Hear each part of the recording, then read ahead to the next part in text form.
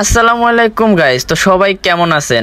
আজ সকাল ভোর থেকেই মোটর সাইকেলের পিপ পিপ শব্দ আর অটো গাড়ির হর্নের শব্দে আমি আর ঘরে থাকতে পারলাম না। শুধু মানুষ দেই রে বাউরে বাউ, খালি চরবরবির দিকেই ছুটে যায়। তা আমিও ভাবলাম যে আজকে চরবরবি যাই, দেহি মানুষ কিল্লাই যায়।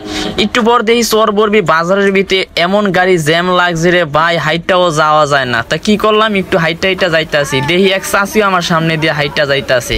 একই উদ্দেশ্য, কিল্লাই যাইতাছে, তারা মাছ কিনতে যাইতাছে। বাউরে বাবু সর্ববি মাছ গাড়ে মানুষের বীর আর হারাহারি, এদিকে ফেকে আন লঙ্গি মঙ্গি সব গেছে ভরি। তারপরে কি করলাম, একটু চলে গেলাম নদীর পাড়ে ভিডিও করতে করতে। তো ভাবলাম আপনাদের মাঝে যদি শেয়ার না করি, আপনারা হয়তো আমার একটু কমেন্ট করতে পারেন। আর কেউ ভালো ভালো কমেন্ট করবেন, খারাপ কমেন্ট করবেন না। কারো হয়েছে সর্বনাশা, কারো পৌষ মাস। এদিকে বন্যা মানুষের পরিস্থিতির জন্য অনেকে ব্যস্ত ত্রাণের জন্য, আর কেউ আইতাছে মাছের জন্য। বুঝছেন ভাই, এটা হইছে আমগো বাংলাদেশের অবস্থা। তো চরবরবি মাছঘাট কোনায়, হেইটা যদি আবার না কই আপনারা রাগ করবেন, তো কয়ে দিই চরবরবি মাছঘাটটা কোনায়।